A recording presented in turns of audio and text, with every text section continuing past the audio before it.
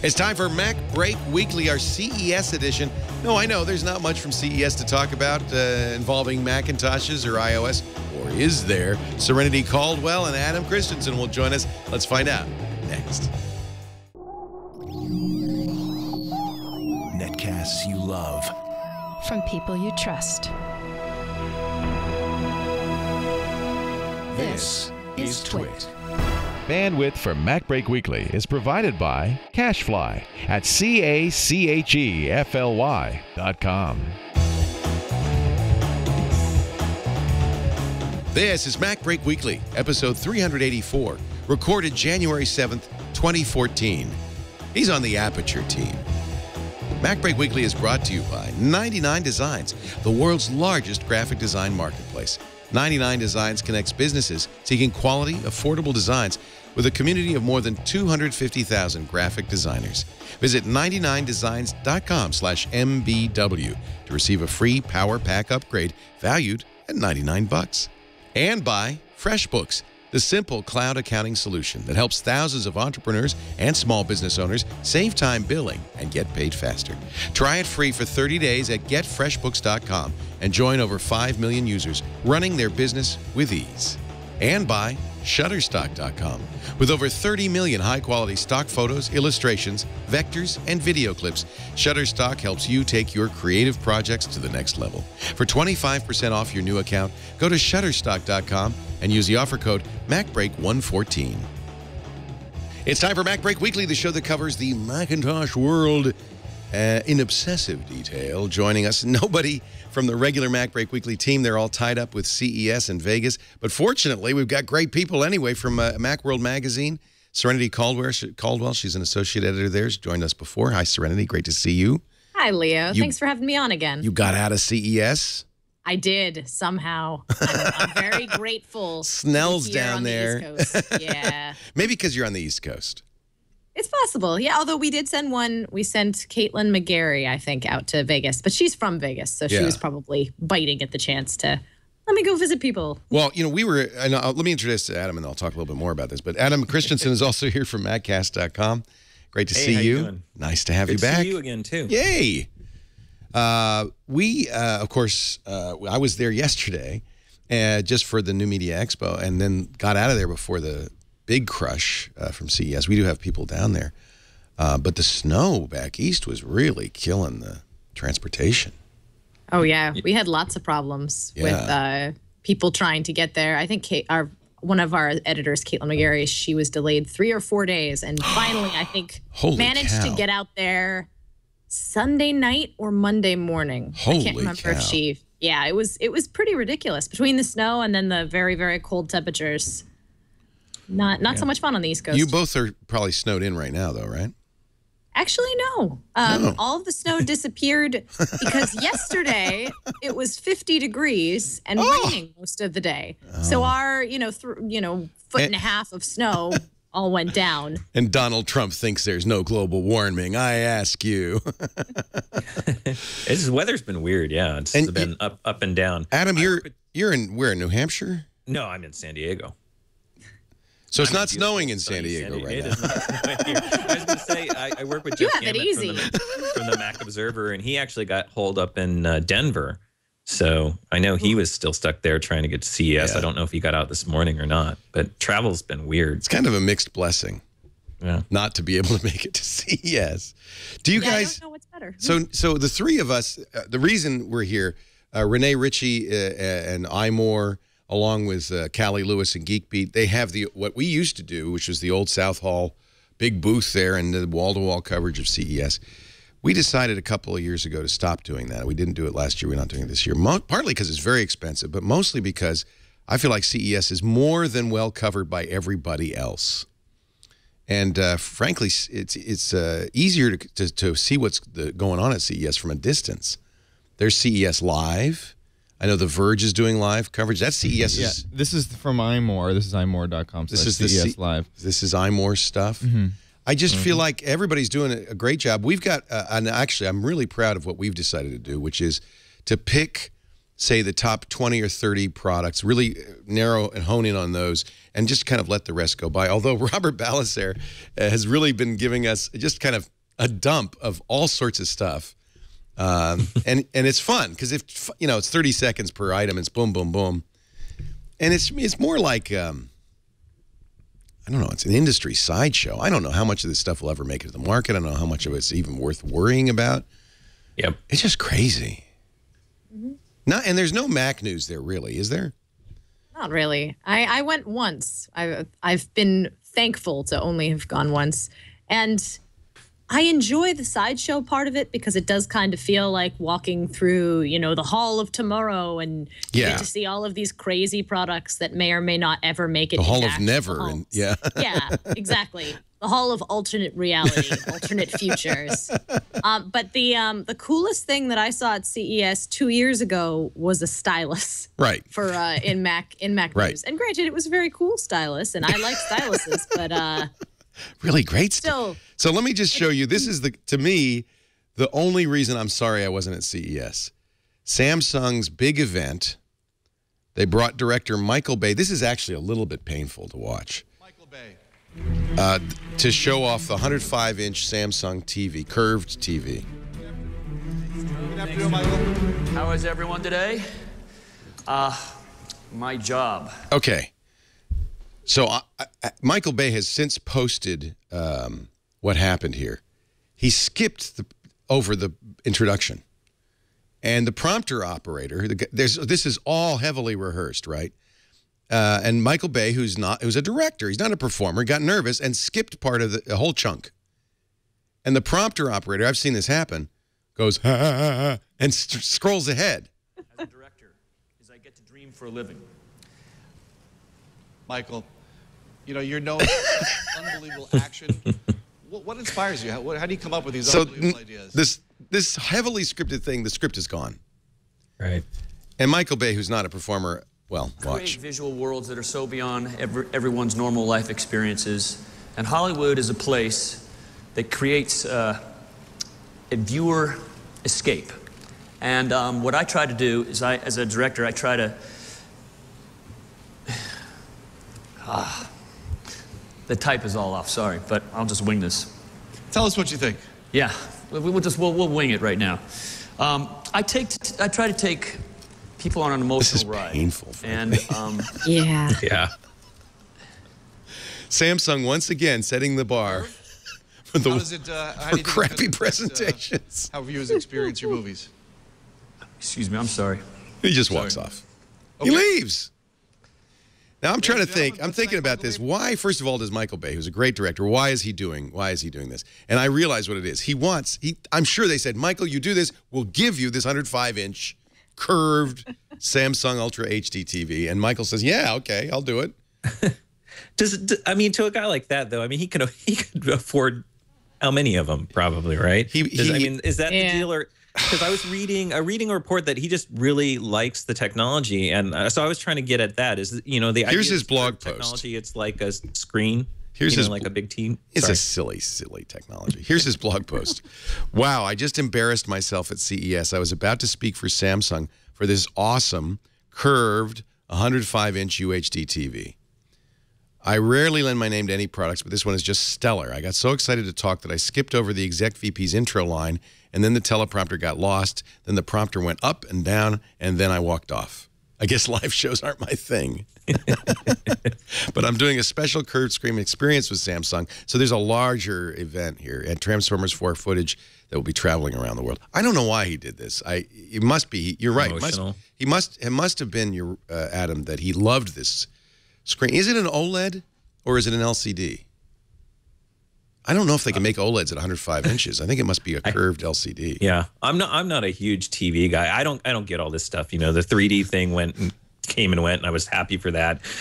This curved screen thing is interesting. I mean, every week now we get Apple's going to do a TV, which I don't buy into at all. So here's my favorite comment on the Verge blog from I Rule the World. Tim Cook laughing hysterically. If Apple must feel good when they see Samsung attempt to do Apple quality presentations and just continually crash and burn. I don't even think they care, do they? They get the attention. Pay attention, really? Yeah. I mean, does Apple pay attention to what Samsung's doing? No. I never picked Apple to be that kind of company. I think it's the other way around. I think Samsung pays a lot of attention to what Apple does and tries to emulate what they do in these presentations, and obviously comes up really, really short. But you know, the other way around, I just don't think it happens. Yeah, you probably have some PR intern at Apple laughing. They're not even higher ups in the company. They're like, Was Samsung doing something this week? Is probably more what Tim Cook is saying. In the past, yes. Apple has always I mean, Apple hasn't been at CES in I can't even remember when, more than a decade, right? Well, it always overlapped with Expo. Right. And yet, I can remember many CES that everything was happening at CES was overshadowed by Apple. With the iPhone announcement, the iPad announcement, it's all anybody was talking about. And so, see, Apple has often had a kind of a secret presence at CES. Well, it's always looming. It's looming over CES. It's still, and what's weird is it still is. I mean, you mentioned they've been out for so long, but I'm reading through my tech feeds, and it's not just the Apple-focused ones, but even a lot of the other ones where we're seeing wearables and we're seeing television stuff come out of CES. Absolutely. And everybody's trying to do an iWatch before Apple kills the market. The line after it is always, well, you know, let's see what Apple does. And it's like, these poor guys can't win. I know I was talking with someone about the new Pebble offering, and we were all saying, well, it's okay. It looks a little cheap, but if we're going to spend $250 on something, it's going to wait and see whatever Apple does in the space. Not, you know, Pebble's a great company, but it's just not something that you're willing to throw that much money at. Everybody seems to give Pebble a free pass for reasons I'm not sure. Maybe because Miriam Schwar is representing them, and everybody loves Miriam, but. So their new $250 Pebble is steel, and it's got Gorilla Glass, and they have an all-new Pebble App Store for new watch functions coming later this month. I find if this is all a watch can be, it's not compelling.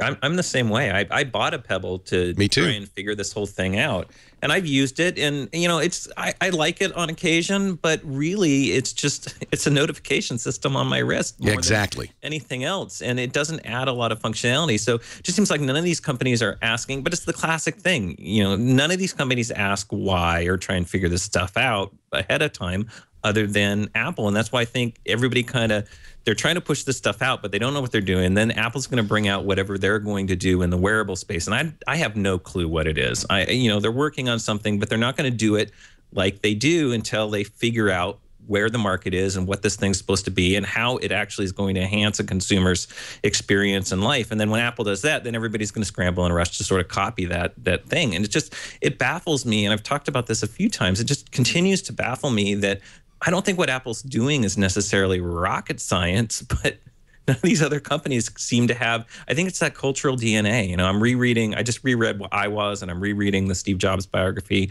and it's an ingrained, deep philosophy that I think if your company didn't start that way, you have a hard time replicating that. Pebble says they're doing deals with ESPN, Yelp, GoPro, Foursquare, Pandora, and iControl. I don't know if I want. Okay. I guess I can sort of see the appeal of having, you know, limited functionality apps on your phone, but reading through their pitch for the App Store, which is all one word lowercase, which I think is funny, getting around the potential. Is that how you get around the lawsuit? I guess. I thought that was overruled anyway, but besides the point. They're talking about, you know, primitive games. Play Snake on your black and white OLED. I don't want to go back to the, you know, smartphones of the 1990s with limited text display. That's basically what it feels like right now to me. I think what Pebble's doing is neat, and I applaud them for it, but it's just right now it is definitely not something that fits into my use case. It's another device to charge and bring along and maybe use once or twice. I already had a Pac-Man watch in '85. Yeah. You know, and what's interesting, I'm watching the chat room, and there are a number of people in the chat room saying, no, Pebble's great. I love Pebble. And I really try to understand what it is that makes people love the Pebble so much. I was a Kickstarter supporter, and I got an early Pebble, and I wore it for a while. Yeah, it's got good battery life. That's not something that makes me want something. It's not life changing. It doesn't change what I do or impact sort of, you know, my daily life in any really significant way. Like I said, it's got some niceties. I'm not to dog on the Pebble. I mean, as far as any other smartwatch out there, I guess it's kind of probably the reason most people like it is it seems to be the one that has the most traction and kind of is the most useful, at least from what I can tell. I haven't tried the gear, so maybe I don't have a good perspective on it. But again, it's notifications on my wrist, so it avoids me having to take my phone out of my pocket once in a while. But beyond that, it doesn't add a lot of daily utility. So as usual, everybody's saying, well, let's see what Apple does. They're doing the market research. Samsung races ahead against rumors of an Apple iPad Pro. See? Again, it's rumors. The iPad Pro would be a 12-inch iPad perhaps with a keyboard. So Samsung does a 12-inch Galaxy Note. 12 point, and I don't. Maybe it's the Apple insider who's saying that Samsung's responding to a rumor of an iPad Pro, but I think a lot of companies are saying, maybe a bigger iPad is in the offering. That's what everybody's doing. I mean, that's kind of what prompted the larger phones, smaller phones, larger tablets, phablets, you know, just trying to fit into any niche that either they can control or take over before Apple has a chance to enter the marketplace or to try and preempt. And it's unfortunately doesn't work so well. Also, if Apple decides to do a 12-inch tablet, I think it's going to be a very different tablet than what any of the other manufacturers are thinking. Not just a blown-up Air? Let's just make it big. Yeah. No, I was actually... I was talking to my friend Rich Stevens, who does a online comic called Diesel Sweeties, and he and I were speculating over, you know, what could this 12-inch Pro? And he had a really interesting idea where he's like, maybe the Pro part is not that it's, you know, a fancier iPad or a bigger iPad, but that it interacts with your desktop in some way, like, say, a Wacom Cintiq, only without, you know, not necessarily with the pressure sensitivity, but like turning it into a giant interactive touchscreen device that also works. You know, I was like, that's a really cool idea, right? And like, that's...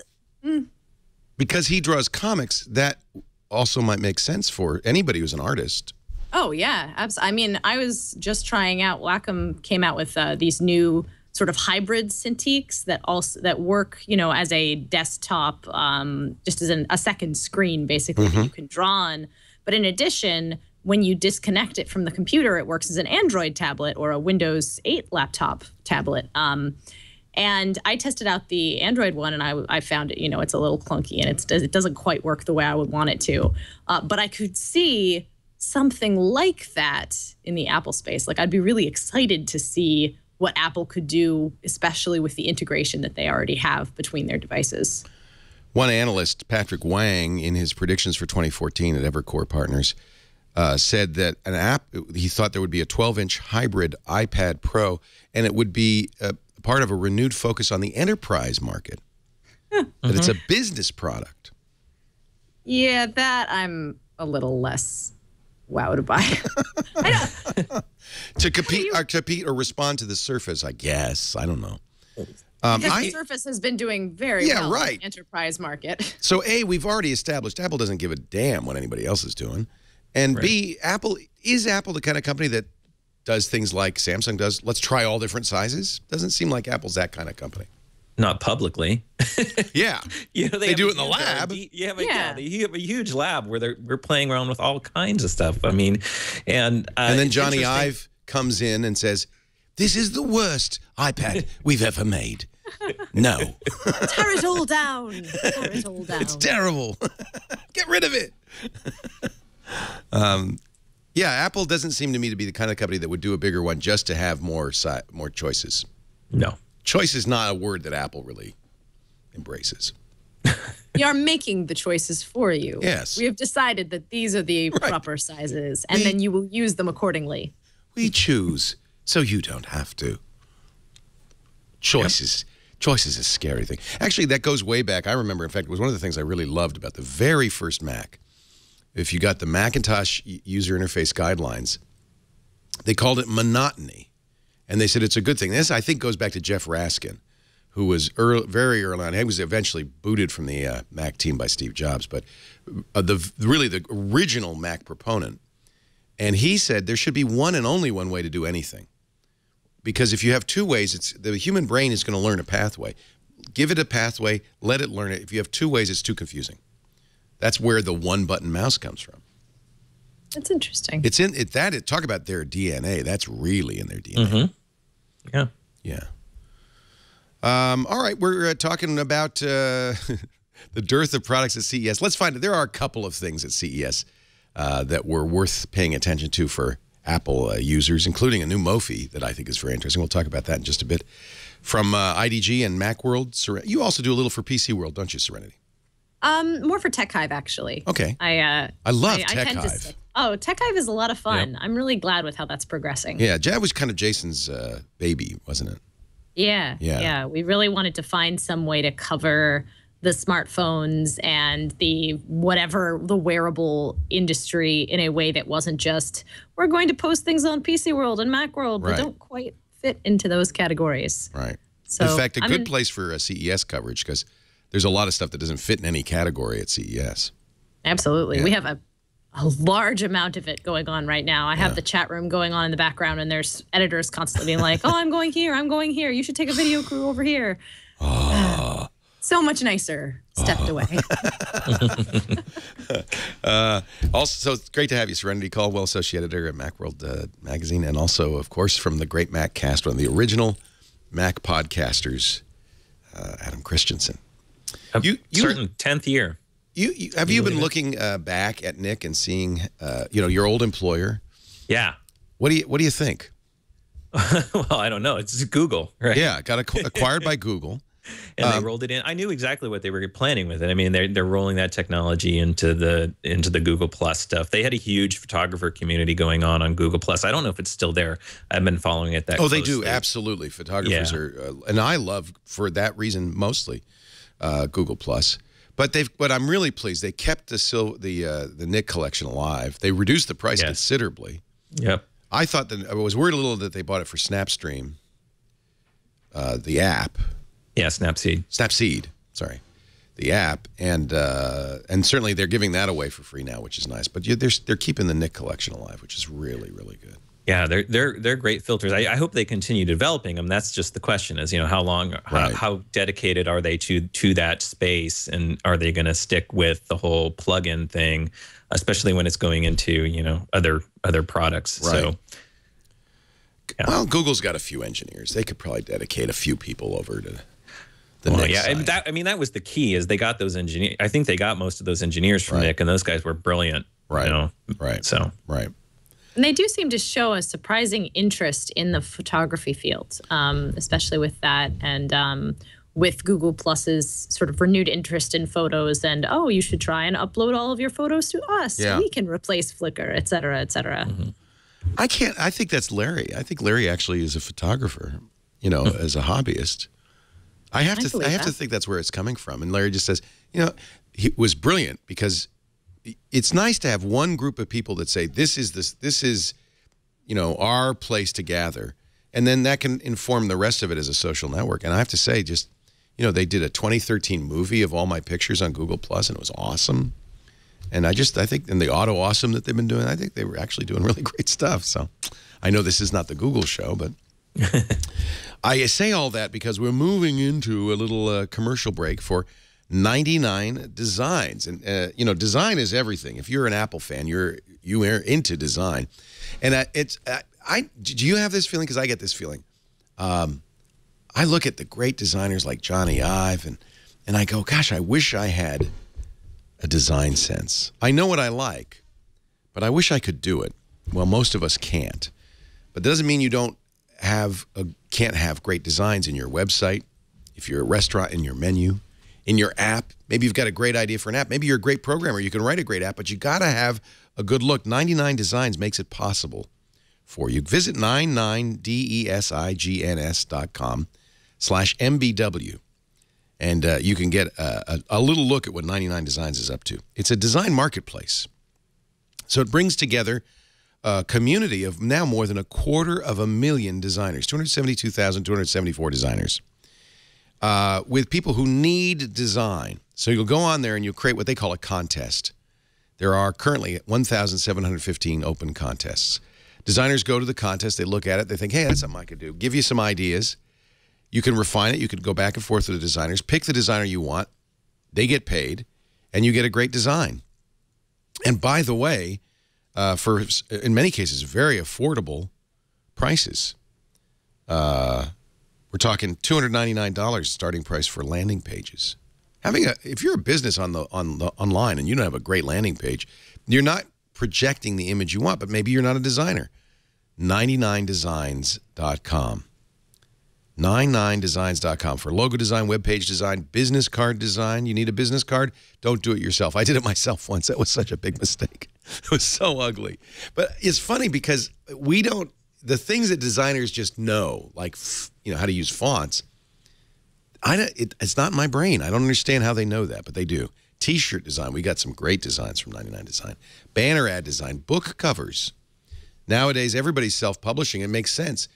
The thing that the publisher used to bring to you were things like editors, copy editors, index editors, cover design.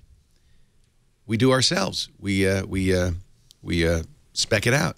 99designs.com for your design. Illustrations for your new books. How about that? Visit 99designs.com/NBW. You can get a $99 power pack of services for free. More designer time and attention. 99 Designs will bold, highlight, and feature your design project in their marketplace. That guarantees you more than twice as many designs. Well, it doesn't guarantee. It usually gets you more than twice as many designs. 99designs.com/MBW. Check it out. We thank them so much for their support and their designs. Serenity Caldwell, Macworld.com.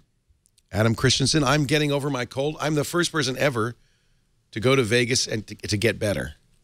Everybody will be coming back from CES sick as a dog. Oh, that's not a place to be. If you well, I realized that I was patient zero. I brought the cold to CES that everybody will be coming back with. You've doomed them all. I made sure to cough on everything. No, I didn't. I didn't wear a mask, but I really tried not. I didn't shake hands. I fist bumped and tried not to infect people. So Mophie, I mean, there are a few little Mac stories from CES. Mophie, and I really like the Mophie cases for the iPhone 5, and I frankly think that the iPhone needs a little help. Frankly, they've come up with a new Mophie case. It's a battery case that also has storage. Battery case with built-in storage, made for iPhone 5 and 5S. I mean, if you're going to add this big honking case to your iPhone, why not get some storage? 16, 32 gigs. So this is really, one of the things I like that I don't like about the iPhone, I like about some of the other phones I use is the idea that I can remove a battery and I can put an SD card in. Well, now you can do that with an iPhone with an external case. It's called the Mophie Space Pack. Be available in March. $150 for the 16 gig, $180 for the 32 gig model. Do you guys use external battery packs for your iPhones? I do, actually. I use a Mophie. Yeah. I used Mophies for years. I haven't with my I haven't been with my 5S. I haven't gotten a new one. That was the only problem with the Mophie is every time I got a new phone, pretty much I had to new case. Yep. But I love it. I mean, I love the product. And I was going to ask you about the storage thing because that's very intriguing to me too. I mean, I have a bunch of storage products. The key to that is going to be how they integrate it. And that's the struggle I've had with some of these solutions. And it's not necessarily the manufacturer's problem, the developer's problem. It's a little bit of the whole iOS sandboxing thing, right? But, sort of getting that information on and off. Photos and videos, though, it's not too hard. So if it's this mainly about being able to shoot more photos, it's probably going to work really, really well. Yeah, how could it work, actually? I'm trying to think. It must look like it's... Yeah, just like the camera. I'm sure it looks just like the camera adapter. A lot of the solutions use WebDAV. They'll set up a little WebDAV service so that you can actually transfer stuff back and forth and then have an app that sort of, ties into that and then uses, I think like Bonjour Zero Config to kind of figure out, how to connect to to the storage device. I've used my favorite one is actually the for storage is the little Maxell. Now I'm blanking on the name. You know, you put an SD card in it, and it's a USB thing that has power, and it sets up a little Wi-Fi. So it's very similar then. Yeah, yeah. But Mophie, since this is direct connected, I would imagine it's going to work more like Apple's camera adapter, USB camera adapter. I think you know, Hyper Shop has had a few products like that as well. So yeah. Yeah, I think I saw one of theirs last year at Expo at Macworld iWorld that worked pretty well. Although this is the first one that I've really seen is kind of an integrated, you know, not just connecting, but actually encompassing the phone. And by the looks of the pictures, I haven't gotten a chance to see any of our hands-on pictures of it yet, but it really doesn't look that much thicker than any of the other cases, which is, I mean, flash storage, I guess, is minuscule, so it doesn't really matter. A micro SD card is so tiny. There's plenty. Yeah. That's the point. You're putting a honking big case on your iPhone. Might as well throw some extra crap in there. It's a bunch of micro SDs. Yeah, you could have. I mean, why not have 128 gigs? You could probably have as much as you want. The issue is exactly this: is how you connect it. There is a dedicated app called Space, which lets you organize local files without offloading them. Yeah, see, that tends to be the problem for me. That's usually where these solutions fall down, is that the app isn't thought out or as well integrated as I would like. And what's nice about the whole web dev thing, if they're going to do that and have it be a little more open, you can, you know, save Pages documents through web dev, and you can save other things. Again, this is the sandboxing thing, right? So it's like, it's great if I can put stuff on there, but if I have to use their app every single time, it limits the functionality. But again, if you're focusing on photos and videos, most of that stuff's pretty easy to do. And that's probably what about 90% of people are going to want to offload anyway, right? You take that nice HD video and it's eating up all the internal storage. So to be able to offload that quickly and then free up your storage is a nice thing. Well, I could see this sort of being a replacement to what I use Goodreader for in a way, because Goodreader is kind of my general all-purpose storage area for things that aren't photos or video that I'm going to need to access in other apps. It just is the question of, whether it hooks into web dev, whether it hooks into any kind of way that you can get online files down, or whether you can transfer your photos and your video. Or if they make an API available to other apps. I mean, that's another way some companies have been able to handle this, right? Is you make an API available that works with like a Mophie API, and then, you know, you can put that into Goodreader, and then Goodreader can save right into your internal storage. So, I mean, and by the way, it's not Mophie's fault. It's just this Apple doesn't allow this stuff. Yeah, this is the sandboxing problem. And I have to point out that SD storage on Windows Phone and Android phone is not ever an exact peer with internal storage. There's stuff you can do and there's stuff you cannot do. And it's, I don't know why, but there's something about mobile operating systems that external storage devices are never an equal to the internal storage devices. There's always a little bit of kludgy. Although you have more access, of course, on those phones than you do on an iPhone. What else at CES do we see? Anything else of interest? By the way, people who are saying, where's your Mac Pro? I was hoping to have a Mac Pro delivered today. Very kindly, one of our viewers, Ed, sent me a note saying, I bought a Mac Pro 1 hour in, because if you didn't buy it right away, you weren't going to get it till February. If you try now, it's not till February. But he said, I ordered it right away when they went on. See, I was asleep. I would have ordered it right away. By the time I woke up, it was February. So then we thought, well, what should we do? Should we order one, or should we hope we can get one in the store on December 31st? We said, well, we'll see. And no, there weren't any in store either on December 31st. So, Ed, thank you. Unfortunately, he was hoping he could change the delivery to our studios. He couldn't, so he's going to reship it, and it'll come tomorrow. So, but Houdini 7 says his Mac Pro is out for delivery. Yay! Those of you who were just up late, what was it, like the day after Christmas or something? Those of you who were up a little late got a chance. Do either of you have a Mac Pro? It's way more than I need. In my dreams. Yeah. I had a G5 tower, and that lasted me many, many years very well when I was doing film editing. But once I sort of changed careers, it became a little too much. That's right. I forgot you were a film editor. I was, very briefly. Yeah, very briefly.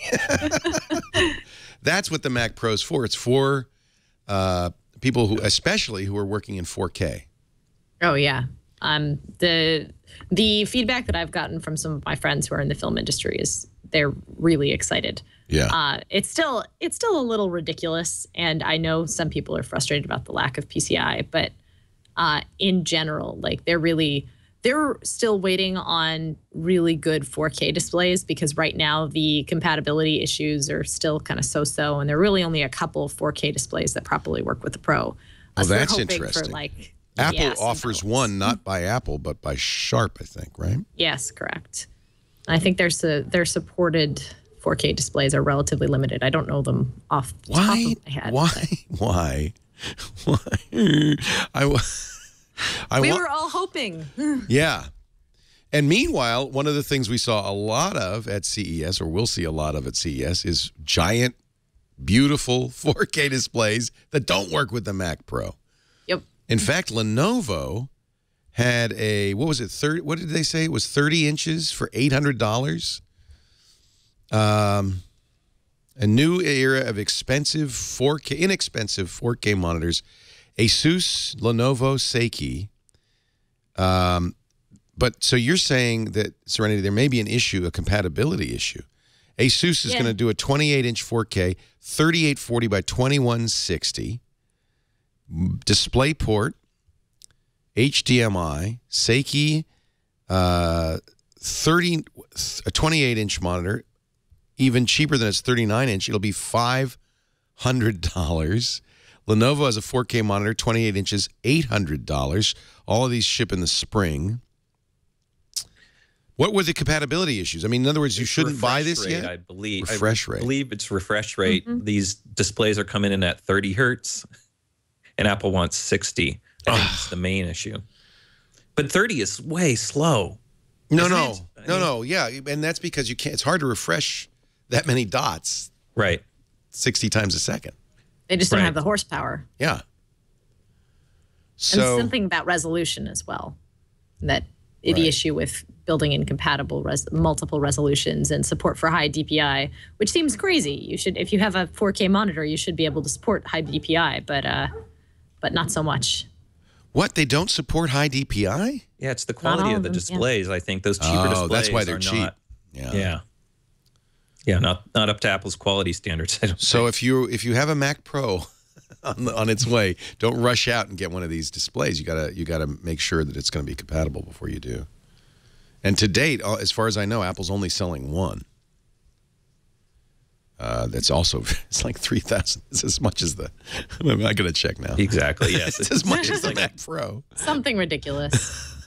I think all of us are just collectively crossing our fingers and hoping that Apple will decide to figure out some way to make their own display that's relatively priced. Maybe not, $800, but at least potentially a good fit in the middle. Mac Pro. I think this explains, frankly, why Apple's not doing this. It's hard to find displays that are compatible. $3,595. Now, it's 32 inches, so it's nice and big. As an editor, right, Serenity, you would have loved this. But see, editors always have at least two displays. Yep.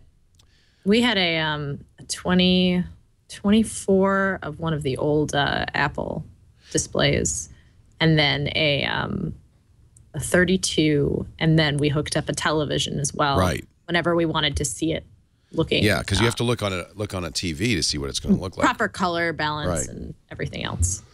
Well, you can have 632s. I mean, what will that cost you? Plus the nothing. Mac Pro. Well, that's one thing. Editors are unusual because normally most of us would like identical screens, like two identical screens. Editors often have different sizes. Different ones, yeah. Yeah. And the TV, of course, is this little tiny one compared to the rest of them. Wow, $3,500 plus the minimum cost on a Mac Pros is $3,000. You're talking $6,500. But see, $6,500 for a Pro is probably not out of reach. Yeah. I keep pulling out of my back pocket the fact that the Mac 2 FX was $11,000 when it was launched. That's why it stood for too freaking expensive. Something like that. I mean, that was a great machine. It had tons of slots, and everybody was really excited about it. But, I mean, you take the test of time. I mean, in today's dollars, what would that machine cost? Right. But there was a market for it. Right. Yeah. And there's a market for the Mac Pro, too. I mean, apparently, since you can't get one till February, what does that mean? Does that mean that they made 5 of them Or does that mean, I mean, I presume that they've got a factory that can crank them out at some decent rate, even 100 a day or something, right? They must have sold. We saw their very beautiful assembly line process. Yeah, all the robots going. So, I mean, they must be able to do, let's say, 1,000 a day. And if they're saying it's 60 days before you can get one, that must mean they've sold 60,000 at least, right? Yeah. Well, is it the chips? I mean, those Intel chips are pretty, are they in short commodity too? Yeah. God, you'd hate to see all those robots just sitting around smoking, waiting for a chip. Well, I don't know, but I mean, they are using a chip that I don't think is generally available. Right. Although OWC, I think, figured out that you can. They upgraded one already. Already? Yeah. See, that was the question. We saw right away that they're socketed. Although all the Xeons in that class are socketed, they're not, surface mounted. So that's not unusual. So, but my question was, could you just take it out and put another one in? So Other World Computing has figured out that you can. They did it, yeah. It's in their interest because, of course, who are you going to buy them from? Other World Computing, right? MacSales.com. I like to give them a plug, even though they're not an advertiser, because I really I buy all their SSDs and stuff. Look at this, so beautiful. We're just watching the video. Since you can't have a Mac Pro, at least you can watch it being made. Well, so what are all these guys in bunny suits just sitting around? I don't know. I was just alluding. I mean, I'm like you. I don't know what the holdup is. It's a new facility and they're still kind of ramping up, their production rates, or is it a component issue? I don't think we've really heard, or I haven't seen any reports on exactly why, they can't keep up with demand. But Apple can never seem to keep up with demand. I know. It's true. It's a good problem to have, I guess. I'm sure we'll hear Peter or Tim talk about it at some point in the financial call that's coming up in the next couple of weeks. Yeah. Yeah, they'll say, what will they say, though? If knowing them, we are at channel inventory. So Craig stuck in the channel. Craig Mullaney ordered his at 3:01 in the morning, and he's got his. You said it's coming today, Craig. Will you call us? Will you Skype us and just hold it up and let us look at it and adore it, touch it? If I get mine tomorrow, and I'm supposedly gonna, we'll do an unboxing and play with it and everything. I mean, it really does look gorgeous. In fact, watching that video, I could watch that video of them making that over and over again. It's really beautiful. I know Dan Frakes, he got a review model from Apple, and the first day when he got it, he was just putting it in random places on his desk and like putting random objects next to it and just being like, this is so delightful. He did the best. It was the best review of it because he showed it in situ in the way it, or in vivo, whatever the way it is in real life. Mm-hmm. Thank you, Dan, for doing that, because it's really tiny. It is small. It is. We did, very jokingly, he said to our reviews editor, he's like, I was kind of thinking maybe I'll do a silly slideshow about things that are bigger than the Mac Pro. Yeah. And that slideshow just blew up, where it's just like, here's a banana next to the Mac Pro. It's great. It was literally my favorite Mac Pro review anywhere.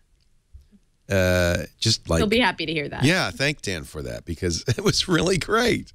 Let me see if I can find it. We can show it as we continue to 12 things that show how small the Mac Pro really is. So there's the Mac Pro next to a Crystal Geyser bottle of water. It's smaller than a basketball. It's that's kind of telling when you put it next to an iPad. Yeah. It's it's not really much bigger than an iPad on its side, or a hiking boot. I have those audio engine speakers, so that actually gives me a pretty good idea of how. This is his garbage. Not actually a trash can. It's not. It isn't, because that's the trash can on the left. You could tell. Yeah. Yeah. I like the bread. It's just whimsical. Here's a half-eaten loaf of bread, and it's and if you take a slice and put it above it, you could probably toast it quite nicely. Yes.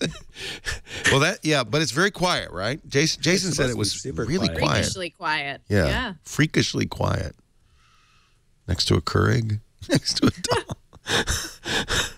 Is that Dan's American Girl doll? I think it is. He's a big fan. He has a collection. He collects them. And the banana was user requested. That's the thing that really amuses me. Someone took the time. Multiple people took the time to ask for it to be next to a banana. How big is it compared to a banana? Well, it's about the same height as a banana, believe it or not. Unless it's a freakishly large banana. That is a good question. He does live in California. They do have giant bananas. That looks like a standard Chiquita. That's the one that really says something. Oh, yeah. There it is next to the cheese grater Mac Pro, the last generation Mac Pro. And I think you could fit probably like 6 inside a Mac Pro case. I'm looking forward to someone turning them on a their Mac Pro. side. Yeah, and then into a rack, put them on their side. I know it's expensive, but I'm really glad I'm getting one. And I'm writing it off because I'm doing it for the show. We got to show it. So we'll do it. I think we're going to end up doing an unboxing on Windows Weekly, which will be very painful. That's interesting. You can apparently use it on its side. Yeah. Apple says, wouldn't it roll away? You got to have I'm imagining someone's going to do, it's probably going to be the Mac Mini Colo guys, but someone's going to do a rack system where it looks just like wine barrels, like, you know, walk into a wine cellar and you just got, you know, where I'm thinking another cool accessory would be sort of a hanging bandolier style rack. You know, I have in my office, I have a wine cellar closet, and actually very conveniently, right at the in the door there is all the magnums, the big slots. I bet it'd fit in a Magnum. Yep. So I wouldn't be surprised. I could put a dozen Mac Pros right there. Talk about conspicuous consumption. So Apple says make sure you provide enough space at each end for airflow, because the fan is at the top, but it draws from the bottom, right? It's like a jet engine, right? Yeah. Yeah, it is, isn't it? When using multiple Mac Pro computers in your dreams, do not direct the exhaust at the top of one Mac Pro towards the intake of another one. Then that'd be good. Yeah, you're just compounding the heat issue. Place the computer side by side with a gap of several inches between them. Oh, so there is some heat on the sides as well. When on its side, make sure it doesn't roll. This is Apple's tech note. It says make sure it doesn't roll. It says make sure it doesn't roll. Place the computer on a protective surface that will not scratch or damage the enclosure. And by the way, the Apple limited warranty does not cover cosmetic damage to the enclosure. And then don't roll it down some stairs. So look at this. Who is this? It's going to offer Mac Pro Colos, and there it is. There's the wine rack. Pretty much. Holy camole. Mac Stadium. The writing of that reminds me a little bit of that one Sig Services support update. That's, you know, as if it were a swarm of bees, you should stay away from the Sync Services folder. It has that kind of feeling. Do not put the Mac Pro in a wine cellar.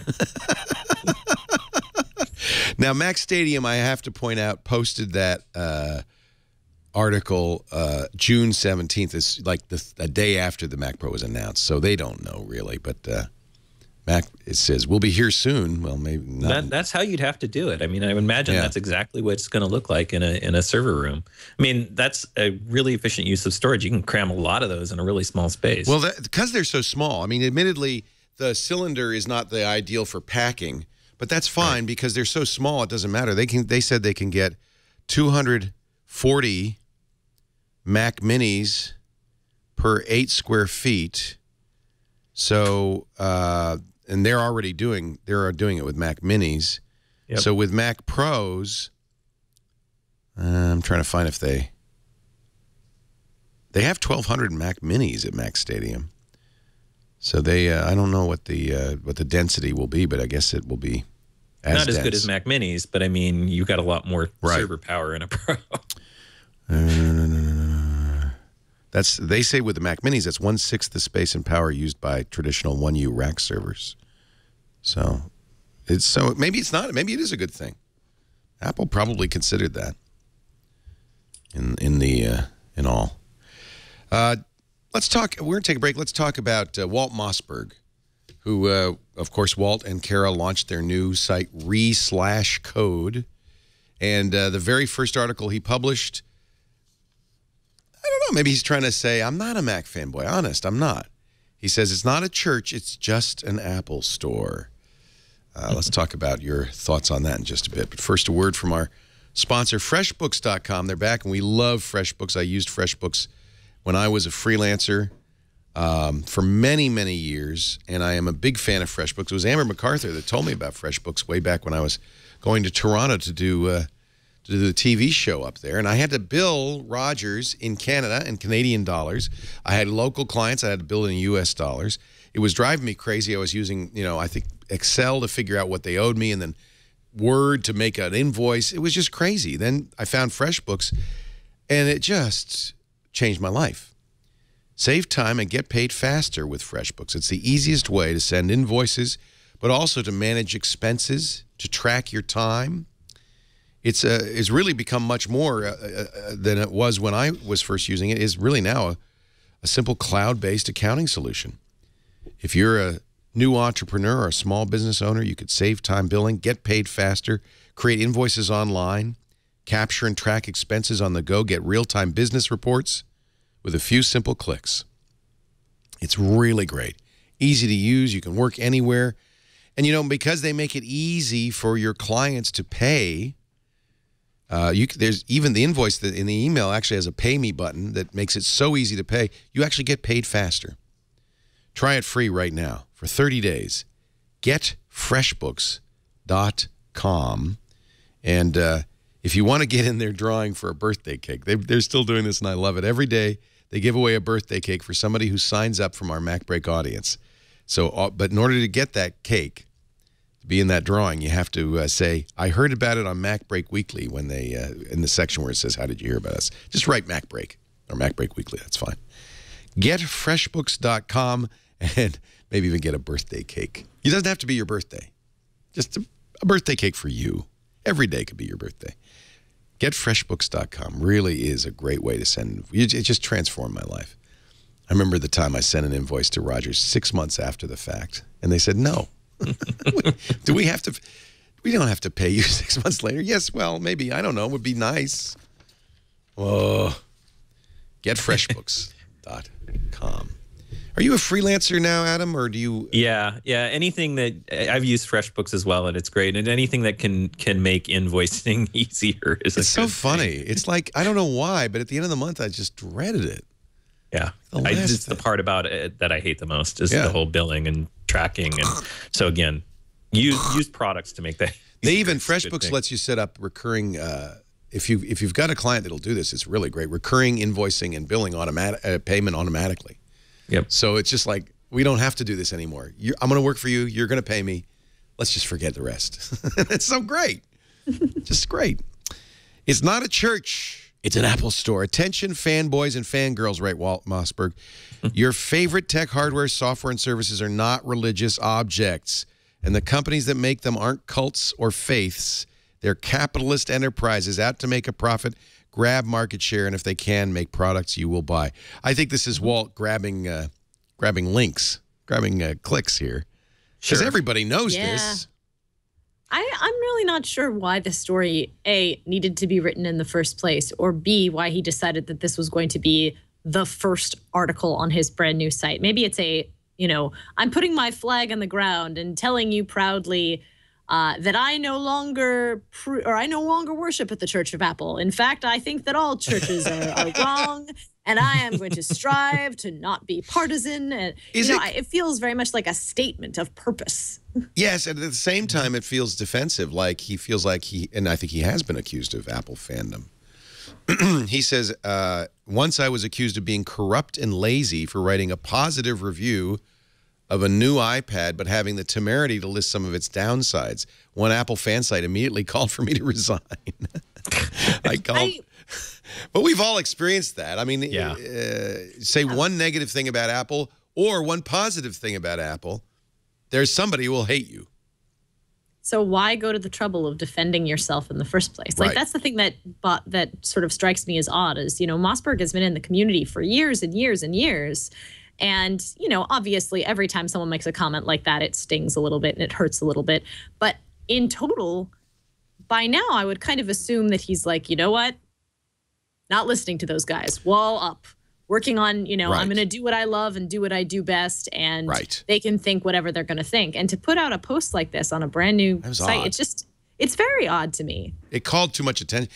Methinks the pundit doth protest too much. Exactly. It's like someone had a gun to his back. Yeah. It's like, okay, you're going to be partisan, you hear? Or nonpartisan. Right. Yeah.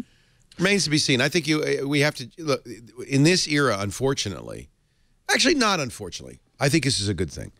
You have to judge each person because it's no longer the case that you could assume that you know, well, and see, I think it was always an illusion, but there was the illusion that, well, if it's in the Wall Street Journal and the New York Times, it's completely unbiased and objective. And, you know, it's just the facts, man. And I think that we now know, looking back, that never was the case really. But it's certainly the case now that everybody, you know, there's all these conflicting interests and so forth. One hopes that the audience has enough critical thinking in their noggin to make the decision. And it's not even permanently, like it's almost continually. Is this a fair and objective review? Is this and so I don't think anybody gets a free pass anymore. But I think that the audience is smart enough to know the difference. That's the key, is so many people don't give enough credit to the audience. And I guess it's because there are a lot of people in the audience that just want to be told, you know, what to buy and what to do and things like that. But the thing that I'm constantly trying to bring and the thing that, you know, I wish he would have maybe focused on more is just, you know, reminding consumers that, you know, they need to be doing the thinking and they need to sort of get all angles and make the choices for themselves. But some people are perfectly happy to just, hey, just tell me what I'm supposed to think. And that's fine. But I don't think that's the vast majority of people. And I think with more and more information out and readily available, I think that's really changing a lot too, right? We have a lot more access to a lot more sources to kind of ferret this stuff out for ourselves, which I think is a really good thing. I think that's a great point. I think Mac World and IDG in general still hews to the idea of, even though we're Mac World or PC World, and I think this is one of the reasons it's kind of good that Jason now heads both, we are independent and we will tell the truth. Absolutely. Yeah. Now, David Pogue, who you might say was quite the Apple fanboy. Anyway, he's no longer at the New York Times. He's making his debut, I think, at Yahoo, because I noticed he's filing from CES at Yahoo. And, you know, along with our friend Becky Worley, has been writing a number of stories from CES. So I guess that's a related story. David often came under fire, even from the Times' own ombudsman, for not being sufficiently critical of Apple.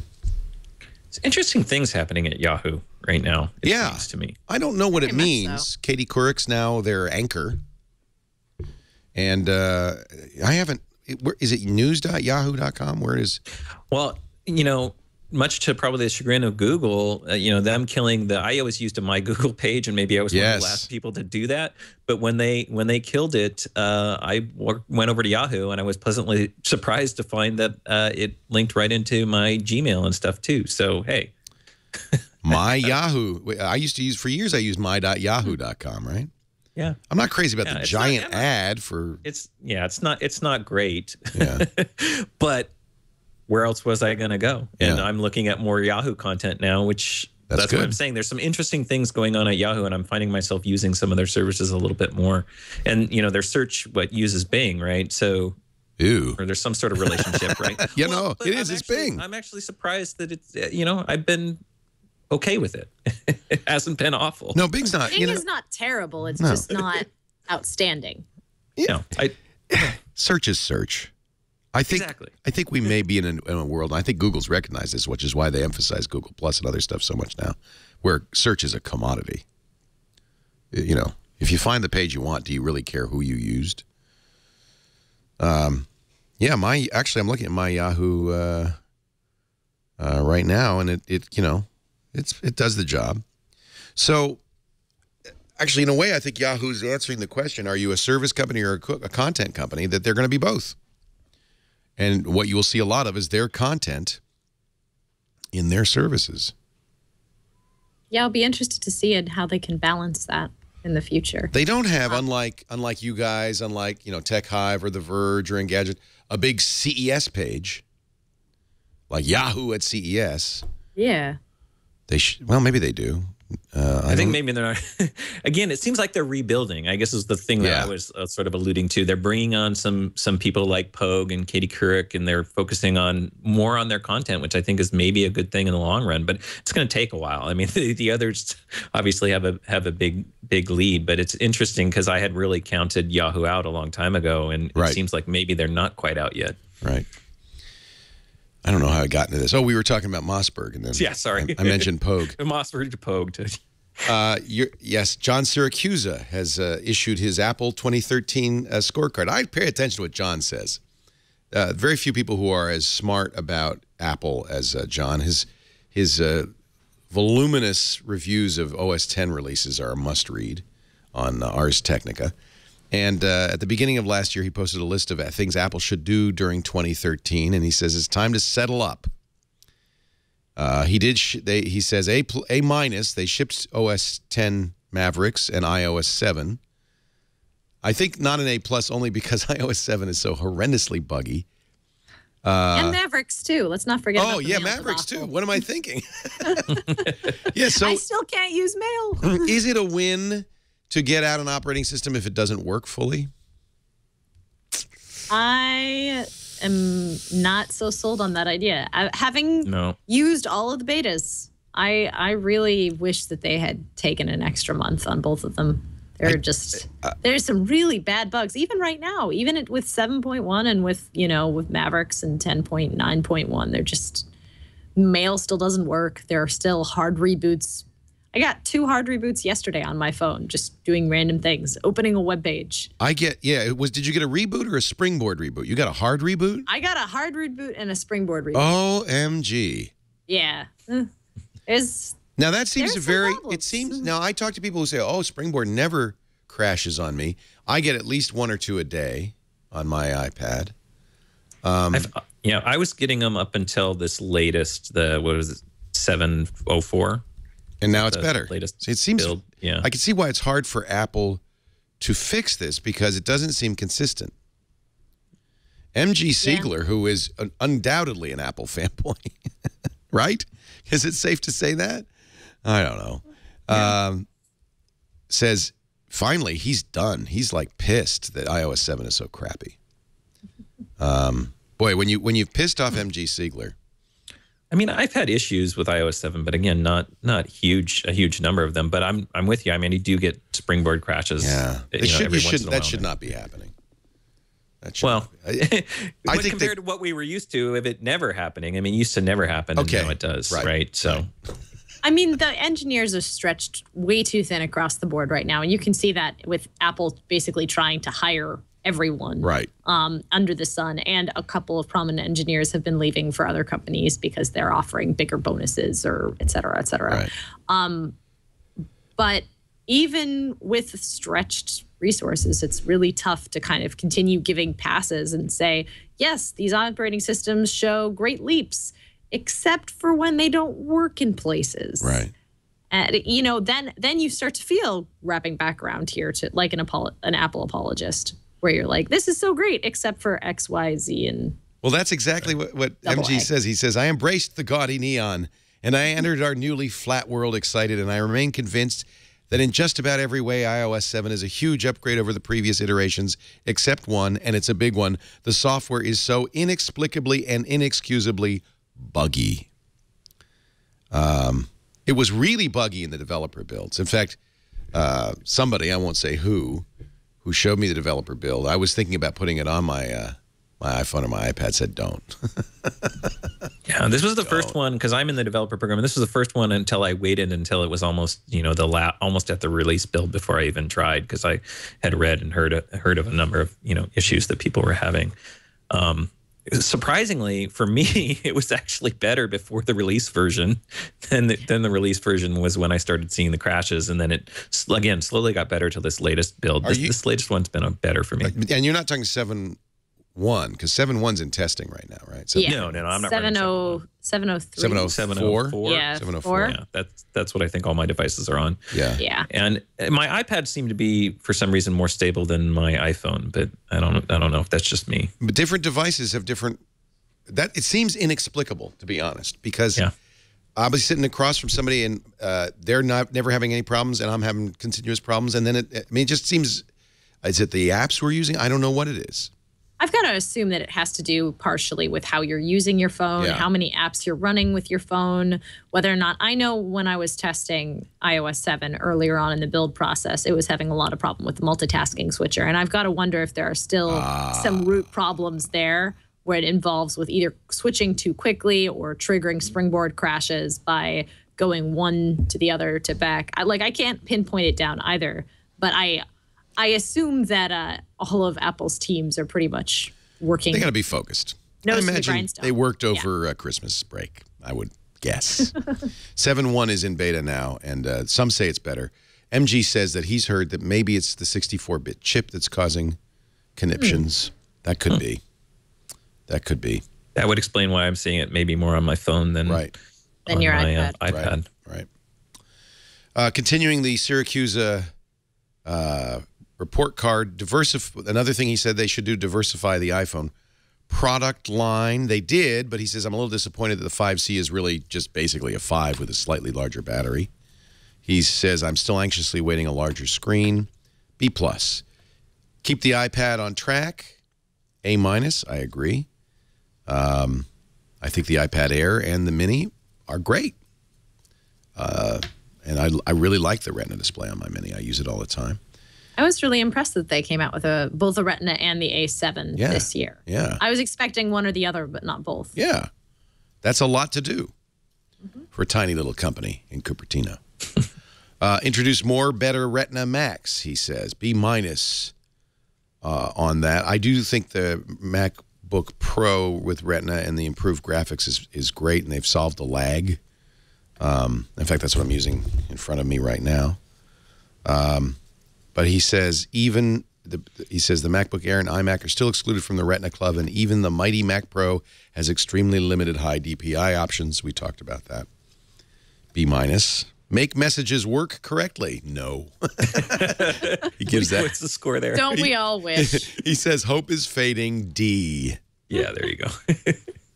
You get a D- on that one. Make iCloud better. C. They are making some steps, but it doesn't yet just work. The behind-the-scenes support is promising, but of course, your average consumer has no idea that all of that has happened, that it's slightly better for developers. All they know is, my documents are still disappearing, or I got this from 3 different people over the holiday break. So I was sending a message to somebody, and then all of a sudden their name disappeared, and only their number appeared, and all of my contacts were gone. That's... So maybe some of the problems with messages are with iCloud. It might be. Very likely, yeah. Apple's just never really been great at web services. No. Never have. I think they try and take on too much too fast. I mean, I'll say what there's plenty to be said about the beta tag and about limited signups and things like that. But especially, like, you look at iCloud's initial promise of, here, to everyone, free, let's go, and trying to ramp it up from the relatively little, even when, .Mac was paid and then switching it over to sort of a free service, that's a huge load problem. You're dealing with massive scaling. I think they're trying to be very ambitious about what they want to do for their community and for their customers, and the actual output doesn't always result in what they would like. Yeah. It's the idealized version of the reality. I'm constantly, because we've heard a lot in the past weeks of all these companies that they're acquiring and mapping and all these other places, but you're not hearing much about them acquiring, services companies, and you'd think they'd want to start doing some of those acquisitions as well. And maybe it's happening behind the scenes and we're just not hearing about it, but yeah, they could use some help in that area. And I think it's going to be a big part of their business moving forward. So you would have to imagine that they know that and they're focused on it. It's really interesting to watch the chat room because in every respect, when we've said, there's problems with iOS 7, with Mavericks, with iCloud, with messages, a number of people pipe up and say, no, it works great for me. And that's part of the problem, is that probably for 90% or maybe 80% of the consumers, it's fine. But that doesn't mean it's fine. It just means that they're not challenging it in the ways that break it.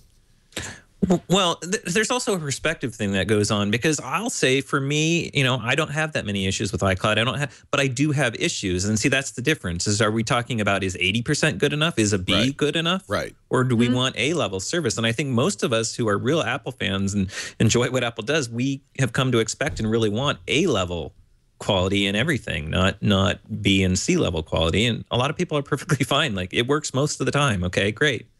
But, well, you look at something like Dropbox, right? Where Dropbox has made a huge name for itself by just being stellar all of the time. Like, I cannot think of a point where I was using Dropbox and had any issues with it. Like, files are always there when you want them. And you compare a service like Dropbox to a service like iCloud, where, you put your files and then most of the time they'll show up and sometimes they won't, or most of the time you'll get syncs and then occasionally you'll have an error. I mostly have, no problems with iCloud, but still that one problem gets you a little bit set off and you gets you frustrated. And if it's one, very crucial piece of information you needed, then that can be the sort of the make or break feeling for you. Contrast this to Evernote's problems. Jason Kincaid wrote a very critical, loving but critical, kind of like, I think Evernote is like Apple in some respects. I certainly am an Evernote fanboy. Adopted it very early on, have been with it ever since, use it 100% on all my devices. Jason, same way. He calls it the bug-ridden elephant. He says he is losing data for him. There's privacy issues. He wanted to, apparently he's been losing some audio and sketch images in the sync process. An engineer asked him to send over the activity log. Each Evernote application records everything going behind the scenes. And fortunately for him, he reviewed the log before he sent it, and he noted that it had in the log some of the more personal things that he had started to write about his, I guess, about his sex life. A stray thought about sex in a text note, and he says that would have been sent to the engineers. Anyway, some significant complaints, and contrast and complaints like the kinds we have with Apple. Evernote's response: Phil Lyman, the CEO, immediately writes an extensive blog post responding directly to Jason's criticism by name, even linking to Jason's post, and talking about what Evernote's going to do about it, admitting to the to some problems, not admitting to others, but saying, look, we understand this is an effort, and we're going to take care of this. And so I think this is the kind of thing I'd love to see from Apple. But yeah, I wish that was in the company's DNA, honestly. Yeah, it really isn't. Well, you have on one hand, you have the Apple stores and the idea of, if you're having a problem, just come to a genius or come to a specialist and we'll handle anything that you need to know about. And then on the other, you have this horrible gaping maw of customer service issues online and on the web, where Apple is essentially very tight-mouthed. You have the support forums where no one says anything. You have the executive team, which will only respond for life or death crises, and even then, you may only get an Apple spokesperson said. Yeah, exactly. Like, I mean, don't get me wrong. Some things just don't need to be responded to. Some things are ridiculous, and you can ignore them and they will successfully go away. But when you're talking about serious consumer problems, or even just repeated consumer problems, things like with Maps, which they did come out finally and say something about, it just annoys me so much that Apple isn't willing to take a stronger stance. And even if it's just, we stand behind our products and our products will only get better, and we are committed to making this a product that you use every day of the year from here on out. And we know it has initial problems. Even just making a stand like that, I think, would be a huge improvement in their communication strategies. But Apple has always been very, close to the chest. We don't play our cards except when we decide that it's right. It's frustrating. I think, Adam, you also nailed it. We expect more from Apple. Yeah. We have been used to such great stuff that when they don't, and you know what? Look, there's nothing perfect in this technology world of ours. It's hard to do everything perfectly. Well, and to your point earlier, we're in a position where we have to try to be balanced. We cannot just give them a pass on everything. No. And I think it's hard for a lot of our fans and the people who are really, diehard Apple fans to kind of see when we point out the warts. I mean, there's warts, and like you said, it's everything. It's not just Apple. We just happen to be focused on that. And I don't feel I'm doing my job if I don't try and step back and take my personal fandom out of it. Going back to Walt's thing, it's very easy to get caught up in that. And that's one good thing about Walt's piece, is at least reminding the fanboys out there, hey, you gotta gain some perspective at some point too, and look at this objectively. It's hard being a fanboy. It is. Not easy. Syracuse also says, resurrect iLife and iWork. He says, be careful what you wish for. Because, yes, they did. At least iWork. But then they took out all the features. And this is one that Apple took a lot of flack for. But I see the point in doing this. And they've done it with several products over the years. And I think iWork and iLife needed to have this happen. They sort of have to tear it down to build it back up. This is what they did with iMovie. And I think iMovie is a better product for it. It's what they did with Final Cut. And Final Cut's, improving and improving. And sometimes you just got to throw everything out and kind of start over. And it's painful. It's really painful to the consumer. But I kind of actually more admire Apple for being willing to sort of take the hits and do that. Well, you look at the contrast, right? You look at a program like Photoshop that's just had, we're going to try and change things while keeping everything exactly the same that you remember it. And it becomes just a huge bloated piece of software. Right. I don't think that, what Apple did to iWork is perfect, and that, there are definitely improvements that need to be made. But gosh, I'm so glad that they had sort of the drive to say, no, you know what? We're not standing for this piece of technology that's now a couple of years old. We're going to tear it down. We're going to start over. We're going to make it something that will last, again, a roadmap for the next 10, 20, 30 years rather than for the next 2 or 3. But that comes with downsides. That comes with caveats, and that comes with lots and lots of people being mad at you. And I think this is a case, to give Apple credit, where their corporate communications were actually pretty good, where they said, you know what, this was a 32-bit app. It had to be completely rewritten from scratch to give you the support that we want across all 64-bit platforms. And yes, we know we took features out, and in the very first update, they added features back, and they will continue. I think they communicated this pretty well. Yeah, but Apple didn't have iPhones and tablets when they built iWork way back in the day. This is an old piece of software. Right, and now they've got new platforms, and they want everything to be seamless and integrated. And you contrast that with something like the Windows tablets and what they had to do with Office, and you see how that strategy does not work. We can't just we got to have a foundation that we can build on moving forward that's going to work for how we're computing now. We're computing differently now than we were, and people want all of their pages and their iWork documents on across all their devices, and that has to work really, really well. And I don't think they could have done that with the foundation that they had. So, and let's see some new Aperture updates, Apple. Come on, just as long as you're doing that. I think that's another thing. Like Serenity said earlier, I think Apple's resources, that's their biggest problem right now. Is their programmer resources are just so stretched so thin. Well, that Pro Apps team has always been very, very small, and you really have to think about what they were working on. Like Pro Apps first was working on the revamp of iLife and the all new GarageBand iMovie in 2008, and then they moved over to the giant Final Cut project, and then they went to the new Logic project. So one can only hope that their next big project is Aperture, but you never know. It's hard to do these huge, big, sweeping upgrades and do them properly when you really have a team of under 100 people. Yeah, and you're a hardware company. Not a software company. I mean, Adobe has updated Lightroom like 4 times since Aperture came out. And I continue to use Lightroom. But I would love to use Aperture. I just, Apple's a hardware company. They did do, according to Syracuse, an important thing. They reassured Mac Pro lovers. Thank you. An A on that one. And finally, an F for do something about TV. I feel bad for Apple. That whole thing comes from that one line in the Steve Jobs biography by Walter Isaacson.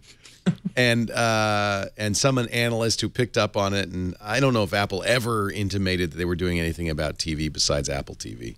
They've said nothing except it's a hobby, it's a hobby, it's a hobby. Yeah. And also, I love John, and I'll give him grief for this the next time I see him. But I think they deserve at least like a C, D+ here, because I do think that the stuff that they've been doing with their current hobby box with the Apple TV is interesting. I think that the channels they've been adding, I think that the pseudo-customized apps are an interesting way. What are those? What are pseudo? I don't know what you're talking about. So apps like the Disney Go app that they released a couple months ago that have not quite the standard Apple TV interface, that have some live streaming options. Those, are apps that they have to work in concert with developers to kind of build, because there's no open API. But it signals that there might be a shift down the line where we might start seeing more and more of these apps. And the other big thing that actually really impresses me about the Apple TV is how much Apple has been going to try and make it easier and easier to set up, with a sort of tap to set up with your phone and being able to pair it with a Bluetooth keyboard. Like they're trying out and experimenting with a lot of things in advance of what we do not know. For all we know, Apple could be set to do nothing except release these little tiny set boxes. And honestly, I think I would prefer that to a full-size Apple TV, because I'm far more likely to buy a small box or something that I can integrate quickly into a television I already own than to try and pay, $2,000, $3,000 for a hulking smart TV. But either way, it's interesting to see them playing in this space. It's not like they were absolutely silent this year. I feel like we're really overdue for an Apple TV, like a massive Apple TV upgrade, like the next Apple TV. I got to think Apple's doing that, and that's where their focus is. Just the fact that the Apple TV grid of apps has now gotten unwieldily big tells me they're about to do something big, right? Yeah. I think Apple's having an industry problem, though. I think for Apple that the issue is that what the consumers want, which is what Apple wants to deliver, and what the studios and the networks and the cable companies, all those, it's a mess. I mean, it's just an absolute mess. And I don't think they can make any inroads in sort of changing the game with how TV is right now. And I just see it getting more and more fragmented. I was talking to my wife about this earlier. It's like we're seeing these encampments form up now between Google TV and Roku and, even Netflix. So you look at the amount of content that's getting pulled away from Netflix, and they can't get deals, and the content's becoming more and more fragmented. And I'm thinking of having one TV with one sort of limited amount of services. You're going to buy a smart TV that has something integrated, let's say Roku, and then still going to want to hook up your Apple TV and some other box so that you can get all the services and channels that you want. Right. So it's just a mess, and that's not what Apple wants. So until that gets figured out, I don't know how they can move forward with any kind of innovative, TV product. I mean, look at what's coming out of CS right now, and it's just nothing really, earth-shattering. In my opinion, if anything's happening, it's just becoming more fragmented and more of a mess. It's a whole lot of different ideas about how the future of TV should go. It's very frustrating. I think it's very similar to the iTunes issue, to iTunes Radio, to Match. Until Apple has the content providers either in their pocket or enough on their side that they can, have some leverage and insist, we want these kind of deals. And we don't want you to have a cable subscription to be able to watch the content that we're offering. Until they can really get some more leverage, I don't think they really can move forward into the next step, because, again, they want what's best for the consumer and to build something that the consumer will really like and be hassle-free for them. And right now, the Apple TV isn't quite there, and I don't think that they can really get it there without some more leeway from those folks in Hollywood. Maybe what's going on is the Apple engineers are too busy doing things like this. Apple engineer builds programmable drawing machine out of Legos. Andrew Carroll has apparently built a machine that can draw stuff using Legos. I'm sure he's doing this in his Hugo machine in his free time. I hope he's doing this in his free time. Yeah, it's inspired by Hugo. That's right. Wow. Wait, all you have to do is turn a crank.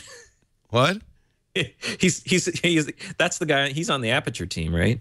Oh no! Tell me not. Tell me that ain't the case. I'm joking. I'm joking. You hope you're joking. Completely joking. I have no idea. Now you know. Why? It says 20% time. Oh no, that's Google. Never mind.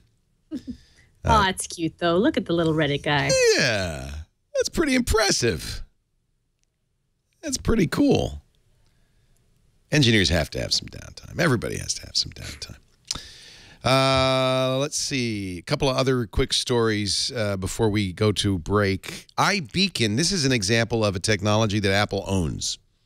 Bluetooth LE is, of course, not Apple-specific, but they just knocked it out of the park with iBeacon. And I hope it's not another one of those things where Apple just has this brilliant thing that never, and they never capitalize on it. CES is doing an iBeacon scavenger hunt. Now, this would be one reason, I think, to go to CES. Using Apple's iBeacon, you'd have to use the CES mobile app. I guess it says you could use it on Android. And then they're using the iBeacon development kit from Radius Networks and Texas Instruments sensor tags. And then you wander around the floor. And I guess you'll be notified as you get closer, and you'll add to your book of stamps or something. Macy's has already got plans for iBeacons. Qualcomm is doing their own iBeacon-like thing. They're calling it, I don't know what they're calling it, something else, not iBeacon.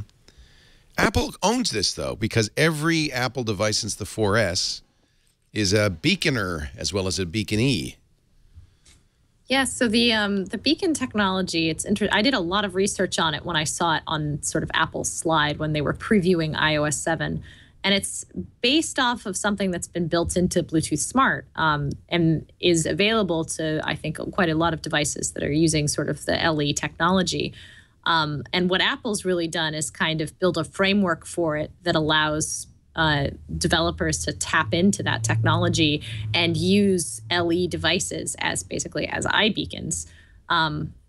It's very hard to kind of explain the technology because it's still so it's in vitro almost. It's very new and people aren't really sure what to use it for other than, oh, well, maybe we'll put it in malls and it'll allow people to find their favorite stores or get, apprised of deals, kind of like what Passbook does for like Starbucks or something like that.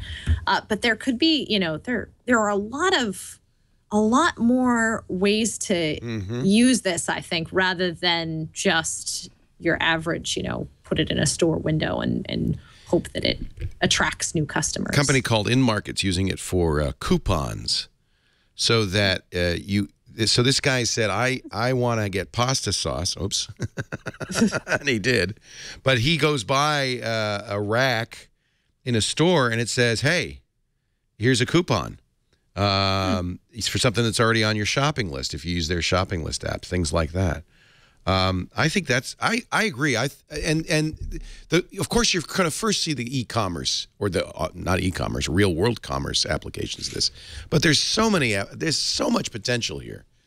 And I just hope Apple can capitalize on this, frankly. The problem is that this is a technology that ultimately isn't in Apple's hands, in my opinion. The problem here is this is in the hands of developers and marketers and the people implementing it. It's an execution problem. And we've seen this issue with QR codes and NFC on other devices and things like that. And so I think those technologies live and die by how they are used by people, and it can be either really useful and great and life-changing, or it can end up being really annoying and just turn consumers off. So, this year is going to prove whether or not, this is a technology that's going to fly with end users and consumers. So far, there's been good buzz, but I think it's because it's the new whiz-bang thing. We had a lot of that with NFC a year or 2 years ago, and where did that end up? It really didn't go very far. Well, Apple, though, does have some control of it because they can be the market maker, in effect, but they have to reach out to all these people and create alliances and create deals. And unfortunately for me, I was not impressed by Apple's first own foray into iBeacons, if you've been into, because they have them in the Apple retail stores, and if you've gone in to use that system, I went to try it out I think the Friday after it was released. I haven't been back to see if they've improved things, but I was generally, not impressed with the application of it. It wasn't that the technology wasn't cool. It's just that they only had it in the accessories area. It kind of alerted me multiple times when I had already seen the same alert, got a little bit annoying. They have to be smarter about how they implement it. And especially in their own retail stores, if they're showing off the technology and trying to get others to buy into it and trying to get consumers to accept it, they have a real opportunity. And I don't think they fully executed on that. Again, I don't know if they were just rushing it out, to get it out there for the holiday season or what. But I think time's going to tell on the whole iBeacon thing. Serenity, I'm impressed because we all saw that slide, and you picked up on it. And you said, hey. So one of my hobbies at Macworld is going through those little tiny slides and figuring out what every single thing relates to that's public knowledge. And then whipping them up into like articles on like 27 things that Apple may have noted very smallly in the keynote, but that are actually potentially really cool. Good hobby. So yeah, it's really fun. It gets me away from the just having to write up all of the press releases. It's called reporting. It's called enterprise journalism. Good. Nah. I'm impressed. But yeah. So what's your conclusion? Has Apple Is Apple doing what it needs to do to make iBeacon what it could be, or will they? TBD, I think. Honestly, we, as you were saying, we really just haven't seen a lot of it yet. And I would like to see more of what Apple's planning beyond sort of limited retail integration. It's like Passbook's early days in, what was that, as iOS 6. But there's an example of something that just really hasn't gone anywhere. Yeah, I mean, there are some nice things. You know what? I really enjoy being able to fly Virgin America and not take out a boarding pass. Like, it's little simple pleasures like that. But the Starbucks card, I don't really find myself using that all that much. And the other integrations, I've been kind of bored by. So, again, does Apple have enough time to be pursuing all of these little things? And will they give it the time that it deserves? We just don't know. I think we can guess. Sad to say. Unfortunately, history sort of dictates. I don't want to think that way. Wasn't FaceTime supposed to be an open standard about years ago? I don't want to think that way. I really don't. Hey, we're having some fun. It's so nice to have you. Serenity Caldwell, great to talk to you again. Every time you're on, I'm thinking, God, I should have her on more often. Please come back more often. You're on the Incomparable a lot on 5x5, I know, but you're not an automatic regular on that, or is that? I'm one of the first, yeah. So I think I rate slightly lower than Dan Morin and Scott McNulty. But a lot of that is just time. I do a lot of different things, so it's hard to kind of fit my schedule so I can be on everything. But we just did a radio play episode, which I directed. No, you directed that. Yeah. I did. With help from Jason and David. They did a couple of skits, but that's sort of... That was the Christmas thing you did, yeah? It was, yeah. It was a lot of fun. Everybody must go to 5x5.tv. Incomparable. Is it /Incomparable or? The Incomparable, I believe. The Incomparable. Yes. And listen to the radio play. Pretty impressive. Jason, what am I saying? Adam. What's your name? Adam Christensen. I don't know why. And not Angst. Not Angst. Did I call you Adam Angst? Nah. Say I didn't do that. Nah. Slap me around. That would not be a bad person to be called. I love Adam Angst. Yeah, he's a great guy. I do. There's two big Adams in the Mac world. You and Angst. Christensen and Angst. It's great to have you. We're going to take a break. When we come back, if you guys have picks, I would love to hear them. And one thing we definitely want to know is what the hell is that clock behind you? Yeah, everybody asks about that clock. I don't know. It was a gift from my mom for Mother's Day. The thing is, it's totally awesome. Yeah, everybody loves it. I think you can find it on Amazon. It's some obscure thing. I mean, it's not, it's something like came out of like a Spencer's or something. I have no idea where she got it. But the funny thing is that it's totally fake. The pendulum is actually controlled by a separate battery from the clock. So it probably doesn't even. A lot of people have asked, and I think people have even timed it to see if it actually is keeping true time. It probably is not. It's not doing anything. It's just waggling, huh? Yeah, it's a kinetic sculpture. It's beautiful.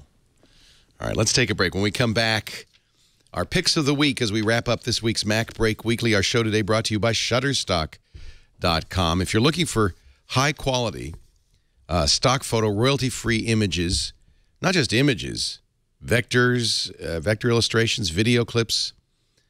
You got to go to Shutterstock.com. Shutterstock is an incredible place for finding that perfect image for your next creative project, whether it's for your website, a publication, an advertisement, a video, any other kind of project. One of the things I love about Shutterstock is their incredible search engine. It's funny, I guess this is something hard to do. A lot of websites, the search ain't so great. Shutterstock, not only can you search for nouns, you know, like, what did you search for? Not only can you search for nouns like iPad, you can search for a noun modified by a verb like mad iPads, and you can get an image of somebody who's mad at her iPad. See, you need that if you're looking for just the right image, the ability to search through these images. And frankly, you have to with 20, it's more than 28 million now. So over 32,389,654 royalty-free stock images. They're adding now 170,000 images every week. So every time you visit, there's something new. Most of the contributors are professional photographers and artists. Every image is curated for content and quality. You could choose individual image packs or get a monthly subscription. A lot of publications, including us, do subscriptions. We have a 25-image-a-day subscription, which is fantastic. You could download images in any size, pay only one price, any image at all. The Lightboxes are great, too. And by the way, you can create a free Shutterstock account, which allows you to save images to your Lightbox, share them with colleagues or friends, but also keep them around for inspiration or later use. The iPad app is just gorgeous, won a Webby Award for I mean, it is spectacularly beautiful. I just could go on and on. I often do go on and on about Shutterstock.com. We use them. We encourage you to do them. In fact, here's an opportunity for you. Here's the Shutter. Let me just pull up the Shutterstock app. It's actually such a good app that it's almost like you could use this for just like one of those great photo apps. I mean, they're just gorgeous. Just gorgeous stuff. These are all like featured light boxes. Fright Night. Spooky images from Shutterstock.com. Spiced World. These are all spices. Unbelievable. Shutterstock.com. Don't forget when you visit Shutterstock.com to click the tab at the top and look at video footage, too. Really beautiful video footage. 1.4 million stock photos, stock videos to join their stock photos and images. So here's a special offer for you. If you go, it's free to create the Lightbox. You just set up the account, play with it. But if you decide you want to buy some images, get 25% off on your new account when you use our offer code MacBreak114 for 114 for January 14th. January 2014, I should say. 114. So that's the offer code. Remember that for this show. MacBreak114 and save 25%. That's a big savings if you get one of those subscription plans. Shutterstock.com. Dynamite. We usually end this show, the back of the book, I like to think of it, with our picks of the week. I don't know if Serenity, if anybody told you that we wanted a pick. That's okay. I remembered. So. You remembered. I'll let you think. We'll start with Adam. I just wanted to warn you, you're next. All right. Adam Angst. Adam Christensen has his pick of the week. See, now I did do it. Yeah, you did it. That's okay. I'm just teasing you. It's good. What's your pick this week? I am actually, so we talked about earlier the Apple TV and sort of this, my opinion that this whole video thing is kind of a mess. Well, I have Apple TVs and they're my set-top box. And I've been in this sort of quasi-project of trying to convert my DVD collection into something digital I can get into iTunes. I've been putting it into iTunes, but everybody kept telling me, oh, you should try out Plex. And then, I saw that Chromecast added Plex support and Roku's have Plex, and it's this more open system. So I started playing around with Plex, but my pick isn't Plex because I wanted to get support on my Apple TV. And there's a great project called Plex Connect that basically takes over your Trailers app. It's a non-jailbreak sort of hack that you do for your Apple TV. The problem is that it's really kind of tricky to set up, especially because Apple recently changed things and made all of the requests coming from your Apple TV go over SSL. So you need to have like a certificate, and you need to create it, and you got to get it installed on your Apple TV. I'm a web developer, so it wasn't too hard for me to do that. But I also found a project over on the Plex forums called Plexify, which is a little app that you can install that basically does the whole process for you.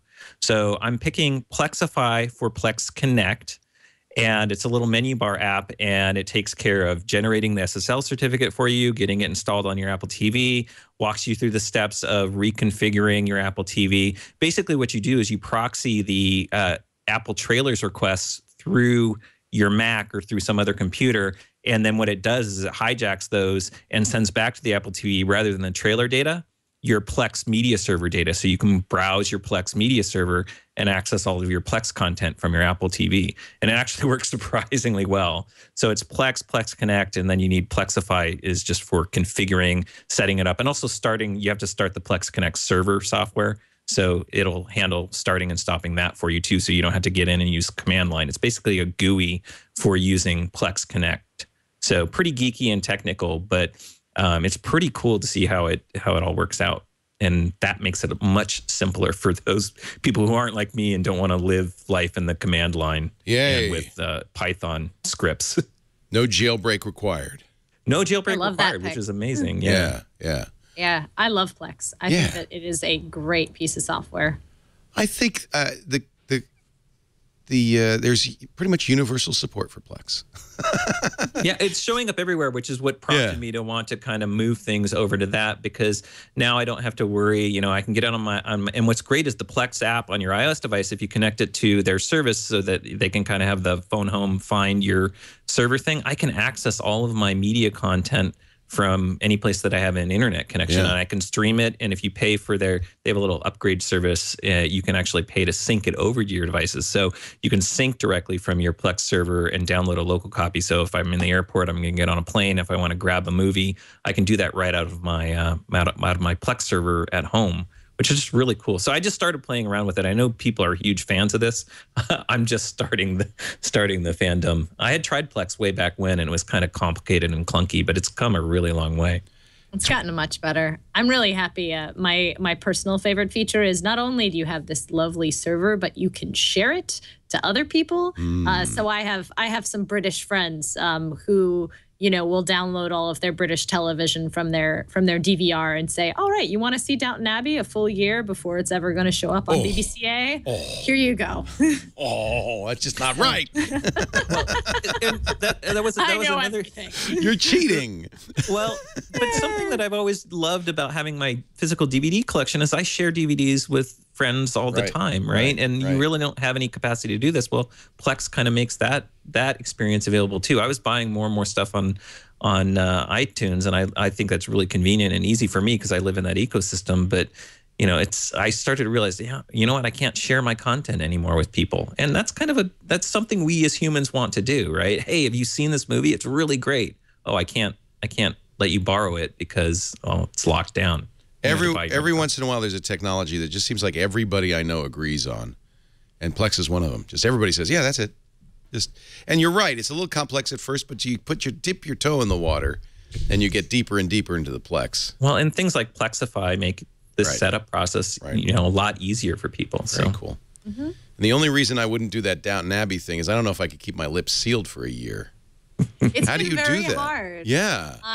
You just I watch it with Dan Morin, so we have somebody to talk to about things. And then when all of my friends started watching this season of Downton Abbey, I've had to be very good on Facebook and Twitter and not say anything.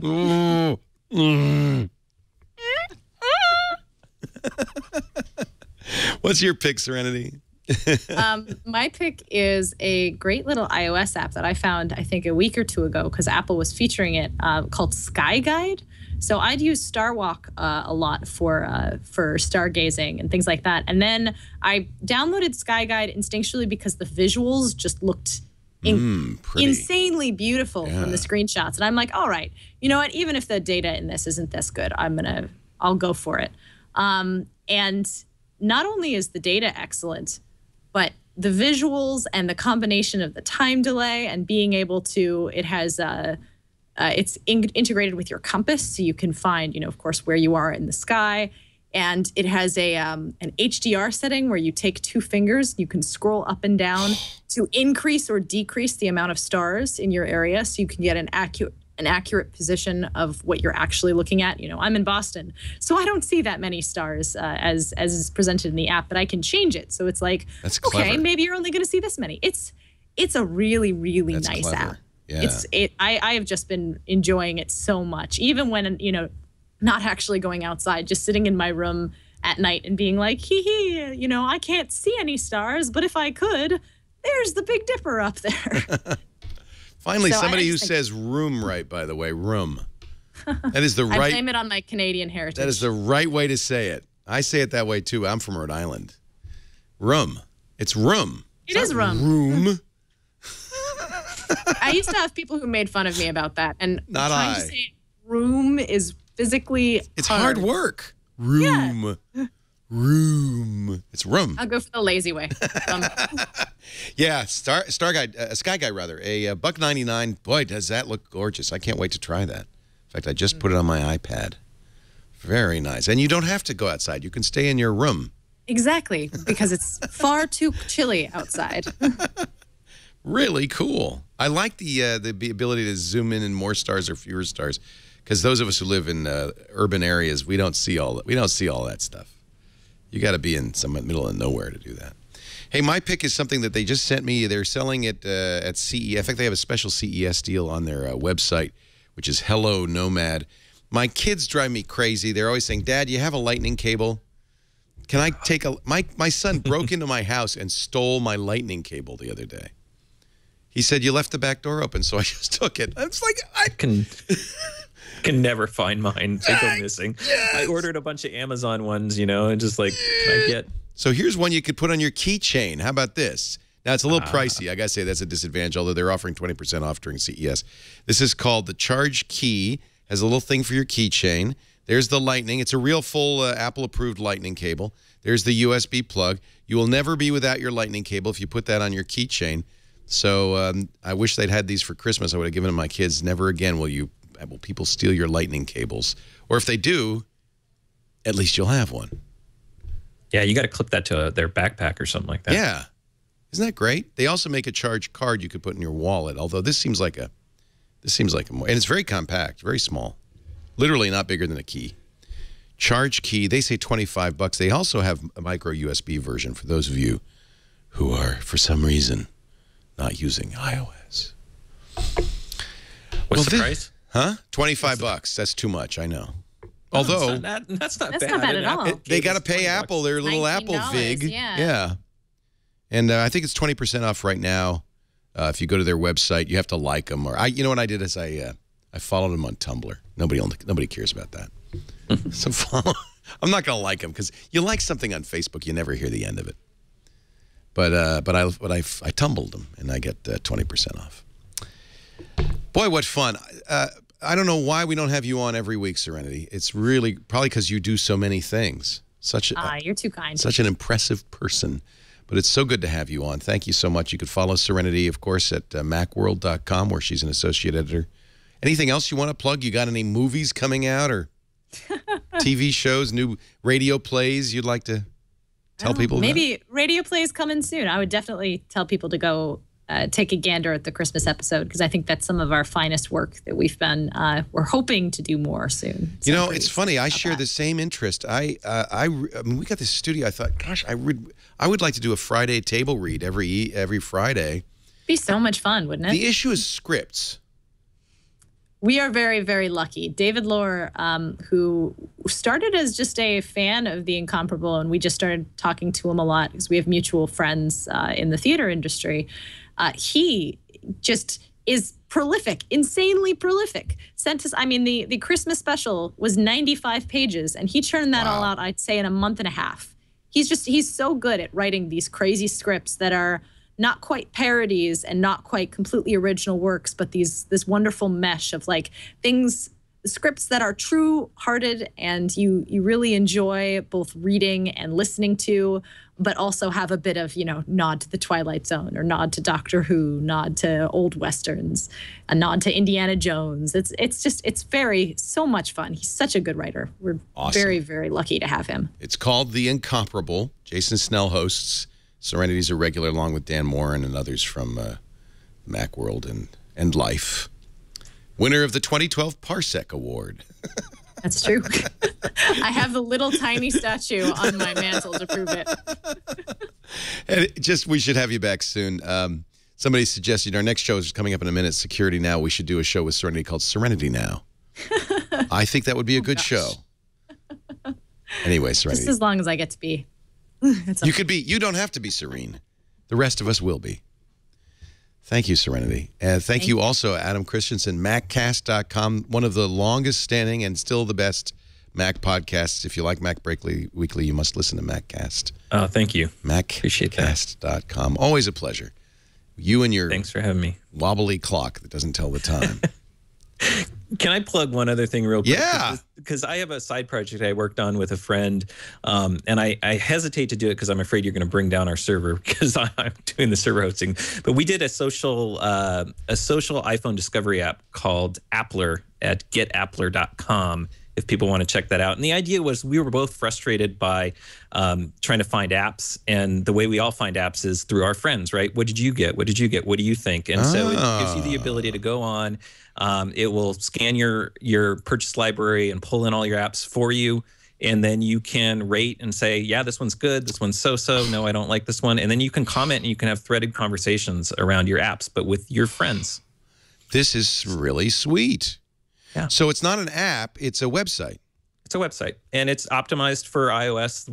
He just went through a process of optimizing it for mobile devices, so it is mobile optimized. You can save it to your home screen, all that fun stuff. But little side project, and we're trying to get it going. And I find it incredibly useful. I find a lot of my apps now through that because I can look and see what my friends bought. And they don't even have to tell me. And if I have a question about it, I can shoot them a little message. Hey, why do you like this? That's definitely the best way to do it. Because, mechanical app recommendation engines just suck. Yep. And humans don't. Humans suck less. So get Applr, APPLR. Oh, yeah. .com. You know what? The other one worked too. So the Web 2.0 spelling. Yeah. No, there's no E in Applr. No vowels. No vowels. Just except for the A. Yeah. See, that's why the rule doesn't work. Actually, they cleverly registered both versions. Smart move. Thank you, Adam. I like it. That should have been your pick. You're allowed to pick your own thing. Well, this isn't really mine. This is a friend of mine's. I've helped out a little bit with some of the programming and stuff like that. Sweet. So now we'll see how the server holds up. It's been straining a little bit already. So it's impressive because usually we just kill servers like instantly. Instantly. Thank you, everybody, for joining us. We do MacBreak Weekly. This is still at Tuesdays at 11 a.m. Pacific. A lot of the shows are moving, but not MacBreak Weekly, baby. Tuesdays, 11 a.m. Pacific, 2 p.m. Eastern Time, 1900 UTC. If you want to watch live, we love it if you do. You could be in the chat room. We obviously pay a lot of attention to the chat room. But if you can't watch live, on-demand versions of all of our shows, always available after the fact at our website, twit.tv. In this case, twit.tv/MBW. You've got audio, you've got video. Or just go to iTunes or wherever you get your podcasts, your netcasts, and subscribe so you get every episode. I think Andy and Renee will be back next week. They might be a little tired. They might sound a little bit like this, but they will be here. And we will have Serenity and Adam back real soon because you guys are great. Thanks for joining us. We'll see you next time. Now back to work because break time is over.